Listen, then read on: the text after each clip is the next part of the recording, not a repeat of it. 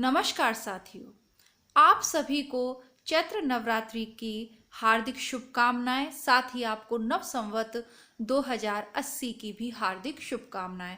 आगामी नव वर्ष आपके जीवन में प्रसन्नता, सफलता और बहुत सारी खुशियां लेकर आए, ऐसी हम ईश्वर से मंगल कामना करते हैं। आप सभी जानते हैं अपने इस चैनल पर हम हिंदी की उच्च स्तरीय प्रतियोगी परीक्षाओं की प्रामाणिक तैयारी करते हैं और उसी क्रम में हम यह प्रैक्टिस बुक सॉल्व कर रहे हैं। आज हम प्रगतिवाद इस शीर्षक से संबंधित प्रश्नों को देखेंगे। क्रमबद्ध रूप से चलते हुए आधुनिक काल की प्रैक्टिस बुक यह है जिसे हम सॉल्व कर रहे हैं। हमने भारतेंदु काल, द्विवेदी काल, उसके बाद छायावाद युग, इन सब को देख लिया है। अब हम हमारे प्रगतिवाद से संबंधित प्रश्नों को देखेंगे। बात करें प्रगतिवाद की, तो प्रगतिवाद और मार्क्सवाद दोनों एक दूसरे के पर्याय हैं, या ये कह सकते हैं कि एक ही हैं। प्रगतिवाद में शोषक और शोषित दो वर्गों की बात की जाती है। शोषक वह जो अत्याचार करता है, भोली भाली जनता का शोषण कर रहा है। एक दूसरा है जनता, मजदूर वर्ग, जिसे आप सर्वहारा भी कह सकते हैं, जो शोषित है, अत्याचारों को सहन कर रहा है। यह वह समय था जब विभिन्न औद्योगिक क्रांतियां हो रही थी, तो उसके अंदर जो मिल मजदूर थे, जैसे कि आपने 1936 में रचित गोदान पढ़ा है इसी चैनल की प्लेलिस्ट में, वहां मिस्टर खन्ना की मिल देखी थी आपने। वहां मजदूरों में जो थोड़ा बहुत जागरूकता आ रही थी, उनके हकों की बात की जा रही थी, जनता की बात करी जा रही थी। पहली बार केंद्र में, जैसे रीति काल में दरबारी संस्कृति थी ना, किसका वर्णन हो रहा था? नाई का वर्णन हो रहा था। तो आधुनिक काल में अब किसकी बात हो रही है? आम जनता के हकों की बात हो रही है। 1936 का समय आप याद करिए, प्रथम अधिवेशन है और उसकी प्रेमचंद अध्यक्षता कर रहे हैं। ये वो काल है, ठीक है। अब हम जिसे पढ़ने जा रहे हैं, जिन प्रश्नों को हम पढ़ने जा रहे हैं, उनकी विषय वस्तु क्या होगी? इस काल में जो कविताएं लिखी जाएंगी उनकी विषय वस्तु क्या होगी? ये सारे कॉन्सेप्ट इन 2-4 पंक्तियों के माध्यम से आपके दिमाग में क्लियर हो गए होंगे। इसकी बहुत सारी व्याख्या हो सकती है, बहुत कुछ इस पे कहा और बोला जा सकता है, किंतु हमारा उद्देश्य यहाँ पर इनकी व्याख्या देखना नहीं है, बल्कि इन प्रश्नों को के सही उत्तर का चयन करना है। तो कुछ पंक्तियां जो कविता में से डायरेक्ट ली गई हैं वो तो मालूम होनी चाहिए किस कवि की हैं, लेकिन जो अवधारणात्मक आपके प्रश्न हैं उनको यदि सॉल्व करना चाहते हैं तो आपको समझ में आना चाहिए प्रगतिवाद है क्या, प्रगति की बात हो रही है। अब आपका द्विवेदी युग देखा आपने। भारतेंदु युग में क्या है? पुनर्जागरण का काल है। थोड़ी थोड़ी क्या है? जागृति हो रही है। जागरण का काल है ना, तो उसमें जागृति हो रही है। रीति काल से उधर आ रहे हैं। द्विवेदी युग में क्या है? खड़ी बोली का विकास हो रहा है। अब प्रेस वगैरह स्थापित हो चुकी, खूब सारी पत्र पत्रिकाएं छपने लगी। धीरे धीरे ये सारी चीजें जनता में जागरूकता लाने का माध्यम बनी।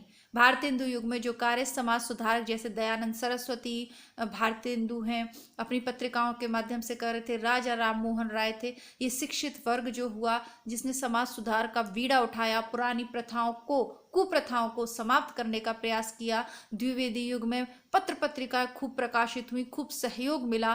धीरे धीरे आते छायावाद युग में जयशंकर प्रसाद नाटक लिख रहे हैं, कैसे राष्ट्रीयता के विकास वाले उन पात्रों को लेकर।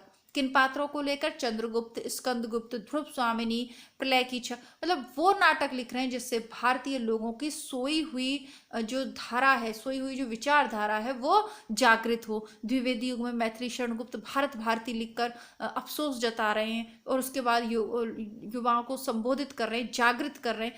ये सब सारी चीजों की मिली जुली प्रतिक्रिया, और जो विदेशों में मार्क्सवाद आया, जो औद्योगिक क्रांतियां हुई, उनका प्रभाव भी, क्योंकि लोग पत्र पत्रिकाओं के माध्यम से ही तो भाई जान रहे थे ना।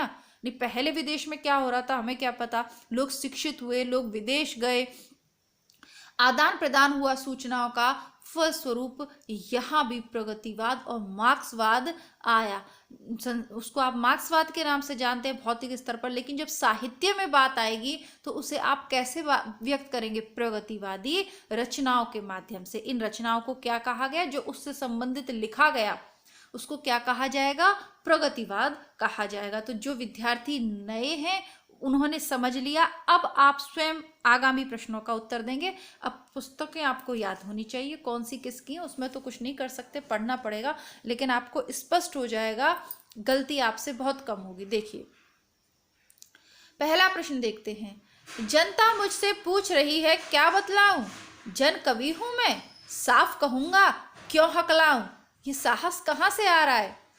प्रगतिवादी कवि ही लिख सकता है इसे। तो ये प्रसिद्ध पंक्तियां हैं हमारे नागार्जुन जी की। इन्हें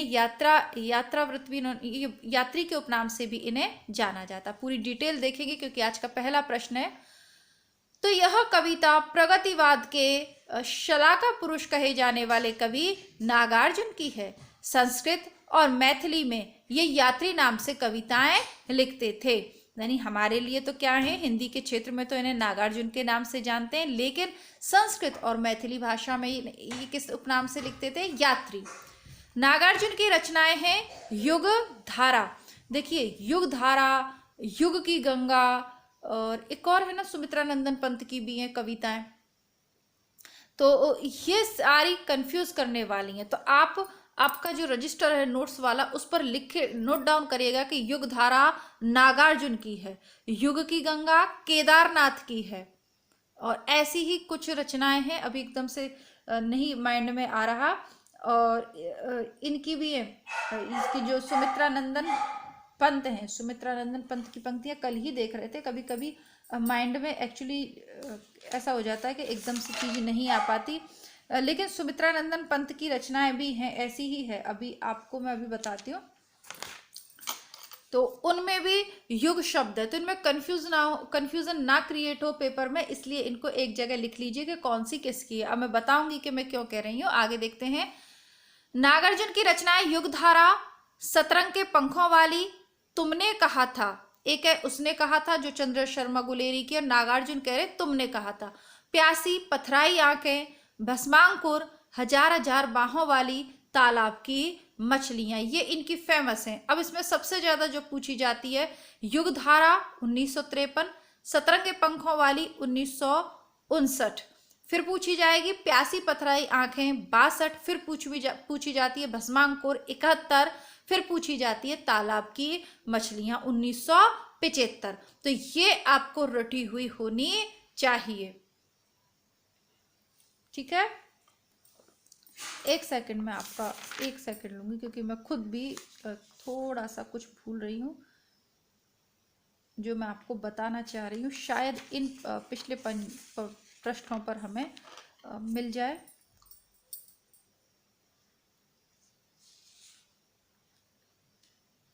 हाँ, इनकी है युगपथ, सुमित्रा नंदन पंत की है युगपथ। युगपथ तो मैं नहीं ढूंढ रही, मैं जो बता रही हूँ वो अब यहाँ पर मुझे जल्दी से मिलेगी भी नहीं। खैर हम आगे बढ़ते हैं। एक तो है युगपथ, इनकी है युगपथ, किसकी है? सुमित्रा नंदन पंत की। तो ये जो युग युग जिनके नाम के आगे आ रहे हैं ये बहुत कंफ्यूजन क्रिएट करती हैं, और कुछ तो ऐसी हैं कि आप बिल्कुल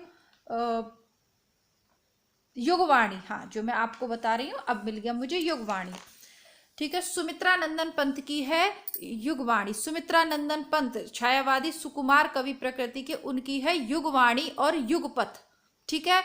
और इनकी कौन सी है? युगधारा, ये याद रखिएगा। अब इनकी प्रसिद्ध पंक्तियां देख लेते हैं। रोजी रोटी हक की बातें जो भी मुंह पर लाएगा, कोई भी हो निश्चय ही वह कम्युनिस्ट कहलाएगा। 5 पूत भारत माँ के, दुश्मन था खूंखार, गोली खाकर एक मर गया बाकी रह गए 4। निम्नलिखित में से कौन सा काव्य संग्रह नागार्जुन का नहीं है? युग की गंगा, युग धारा, प्यासी पथराई आंखें, तुमने कहा था। अब जो विद्यार्थी शॉर्टकट में पढ़ना चाहते हैं वो इसका उत्तर नहीं दे पाएंगे, वो युग की गंगा और युग धारा में कंफ्यूज हो जाएंगे। लेकिन क्योंकि हमने ऊपर ही देख लिया कि युग युग 2-3 कवियों की रचना में, अभी हमने पढ़ा कि युग की धारा नागार्जुन की है। धारा, युग की धारा, युग धारा, युग धारा किसकी है? युग धारा कैसे याद करेंगे आप? युग की धारा, धारा में कौन बहता है? नाग, नागार्जुन धारा, धारा में कौन बहेगा? नाग बहेगा ना भाई, धारा में कौन बहेगा? नाग बहेगा, याद कर लीजिए। अब ये बाकी 3 तो हैं, ये आपका यूपीपीएससी 2021 में पूछा हुआ है, अब युग की गंगा किसकी होगी? गंगा को कैसे ट्रिक लगाएंगे आप? गंगा की भी ट्रिक लगा लीजिए, क्योंकि युग की गंगा इनकी नहीं है। अब युग की गंगा इनकी नहीं है तो युग की गंगा किसकी है? युग की गंगा है केदारनाथ अग्रवाल की। अब बहुत ही इजीली आप कर लेंगे। केदारनाथ तो आप में से बहुत सुनते हैं ना, क्या है केदारनाथ से कौन सी नदी निकलती है? गंगा नदी।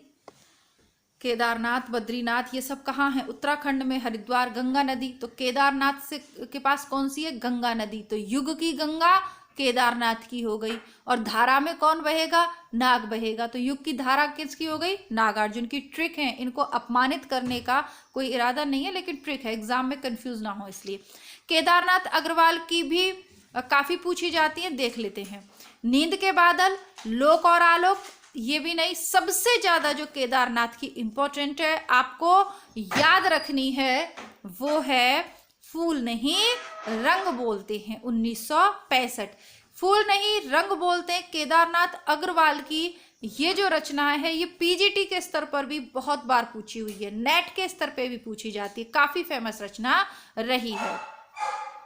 फिर है आग का आईना, गुल मेहंदी, पंख और पतवार, बंबई का रक्तस्थान, हे मेरी तुम, मार मार की थापें, बोल बोल अबोल। इतना इनसे लेना देना नहीं है। नींद के बादल देख लीजिएगा, थोड़ा सा एक दो और देख लो, बाकी तो फूल नहीं रंग बोलते हैं और युग की गंगा ये ज्यादा पूछी जाती हैं। नागार्जुन की देख लीजिएगा आप, युगधारा 1953, पुनः सतरंगे पंखों वाली, ये पीछे नहीं आया था, ये काफी पूछी जाती है। सतरंगे पंखों वाली वो लिख रहे हैं 1959 में शायद आया था। प्यासी पथराई आंखें 62 में, तालाब की मछलियां 75 में, हजार हजार ये भी हमने पढ़ लिया, और पुरानी जूतियों का कोरस 83 ये नहीं देखा था। ये सब हो गई नागार्जुन के। आगे बढ़ते हैं। प्रगतिवाद आंदोलन के सैनिक रूप का उल्लेख किस साहित्यकार ने किया है? मुक्तिबोध ने किया है।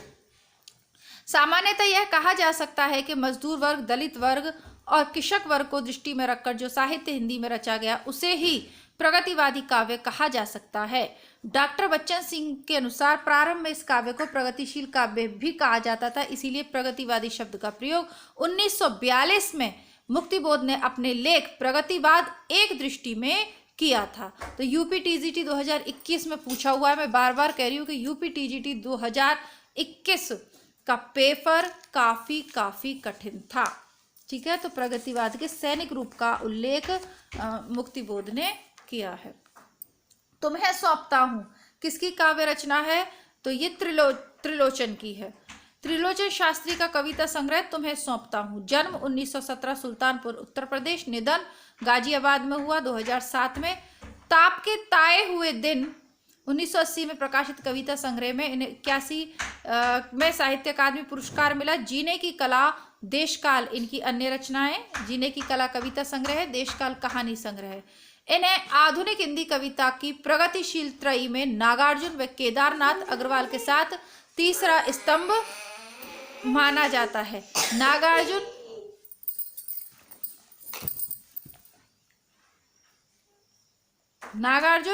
केदारनाथ और त्रिलोचन ये क्या है?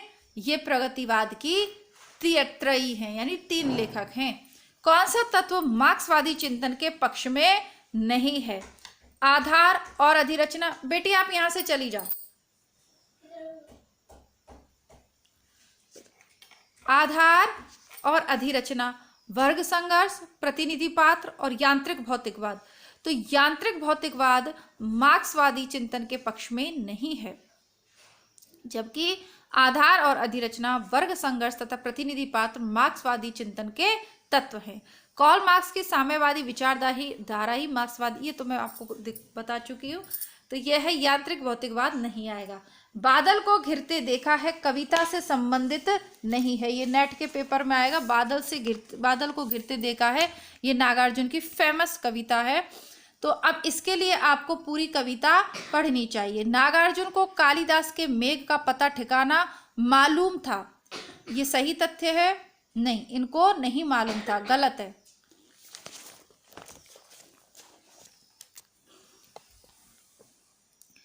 नागार्जुन का बादल कल्पना प्रसूत नहीं है, इसको सही माना है। और इसमें उज्जैनी के जीवन का यथार्थ वर्णन किया गया है।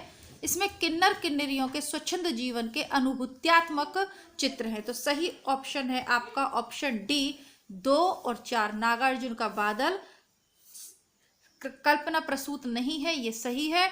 और इसमें किन्नर किन्नरियों के स्वच्छंद जीवन के अनुभूत्यात्मक चित्र हैं, यह भी सही है। तो ये जो पूरी कविता है बादल को घिरते देखा, विभिन्न प्रतियोगी परीक्षाओं के सिलेबस में से जल्दी ही हम नेटशाला पर पढ़ेंगे। इसके अलावा अन्य बहुत सारी आपकी कविताएं नेटशाला पर उपलब्ध है, आप लोग प्लेलिस्ट चेक करिएगा।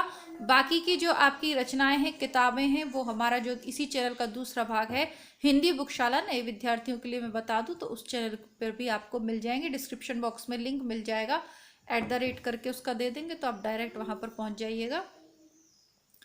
बादल को घिरते कविता से ये तो कर लिया।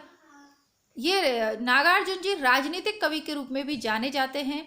डॉक्टर बच्चन सिंह ने नागार्जुन की कविताओं को नुक्कड़ कविता की संज्ञा दी है।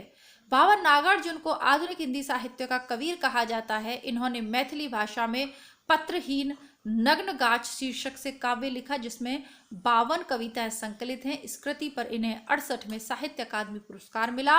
ये संस्कृत और मैथिली में यात्री उपनाम से कविता लिखते थे। मूल नाम था वैद्यनाथ मिश्र। तो ये जो इनका पत्रहीन नग्न गाछ है ना, ये बहुत बार पूछा जाता है। अब ये क्यों पूछा जाता है? क्योंकि इस पर इन्हें अकादमी पुरस्कार मिला था। तो सीधी सी बात है, काफी अच्छा इन्होंने लिखा था। भाषा कौन सी रही थी इसकी? भाषा रही थी मैथिली। तो नागार्जुन से आपके इतने प्रश्न बनते हैं। नींद के बादल काव्य संग्रह के लेखक कौन है? तो नींद के बादल जो काव्य संग्रह है, नींद के बादल, ये पहला ही काव्य संग्रह है केदारनाथ अग्रवाल का। वह चिड़िया जो कविता के रचयिता कौन है? इस कविता के रचयिता केदारनाथ अग्रवाल। और यह वह चिड़िया जो आप लोगों ने केवीएस का पेपर यदि दिया है, केवीएस का पेपर दिया तो ये 6 to 10 वाली जो 6 to 8 वाली जो किताबें हैं ना एनसीईआरटी की, उसमें है ये वाली कविता वह चिड़िया जो। तो ये केदारनाथ अग्रवाल की है।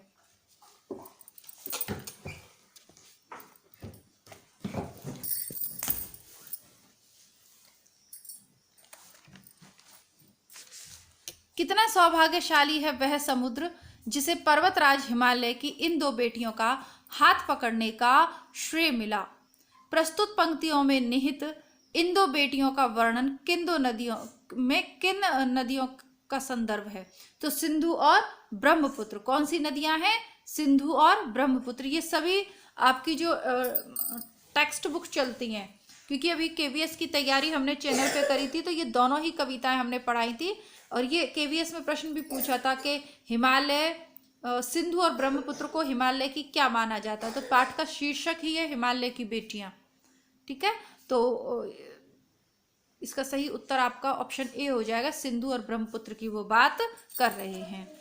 मार्क्सवादी चिंतन से प्रभावित हिंदी की प्रमुख साहित्य परंपरा कौन सी है? तो प्रगतिवाद। आरपीएससी असिस्टेंट प्रोफेसर 2020 के फर्स्ट पेपर में पूछ रहे हैं, बहुत ही सरल प्रश्न है यह, प्रगतिवाद। सन 1935 में पेरिस में E.M. फॉस्टर ने प्रगतिशील लेखक संघ की स्थापना की। मुल्कराज आनंद, सज्जाद जहीर, ज्योति घोष आदि ने भारत की तरफ से सर्वप्रथम इंग्लैंड में 1935 में भारतीय प्रगतिशील लेखक संघ का गठन किया। कहाँ किया था? सबसे पहले इंग्लैंड में 35 में किया था। लखनऊ में 36 में प्रगतिशील लेखक संघ की स्थापना की गई और प्रथम अधिवेशन के समय के अध्यक्ष मुंशी प्रेमचंद्र थे। सैद्धांतिक आधार मार्क्सवाद का द्वंद्वात्मक भौतिकवाद है। राजनीति के क्षेत्र में जो समाजवाद या साम्यवाद है, साहित्य के क्षेत्र में वही प्रगतिवाद है। वैद्यनाथ मिश्र किस कवि का वास्तविक नाम है? तो ये नागार्जुन का है। ठीक है, धूमिल का उपनाम है सुदामा पांडे, मुक्तिबोध का है गजानन माधव, त्रिलोचन का है वासुदेव सिंह। आज नदी बिल्कुल उदास थी, सोई थी अपने पानी में। यह काव्य पंक्तियां किसकी हैं? यह केदारनाथ की हैं। केदारनाथ अग्रवाल की। यूपीपीएससी जीडीसी प्रवक्ता भर्ती 2021 में इसको पूछा गया है। कहे केदार खरी खरी, अन्य इनके रचनाएं, अब इनकी बहुत सारी हैं, तो कौन कौन सी आप लोग याद करो, कौन कौन सी छोड़ो, एक एक कवि की खूब सारी रचनाएं। तो आज नदी बिल्कुल उदास थी, सोई थी अपने पानी में, ये केदारनाथ अग्रवाल की। नदी की बात कर रहे हैं, युग की, गंगा की बात कर रहे हैं, युग की गंगा। निम्नलिखित में से असत्य कथन कौन सा है? तो इसको आज की कक्षा को थोड़ा यहीं तक रखते हैं, क्योंकि बच्चे बहुत ज़्यादा डिस्टर्ब कर रहे हैं। आगे के प्रश्न कल की कक्षा में देखेंगे। तब तक के लिए नमस्कार, और आप सभी को नव संवत्सर के लिए, नए साल के लिए हिंदू कैलेंडर के अनुसार हार्दिक हार्दिक शुभकामनाएं। धन्यवाद।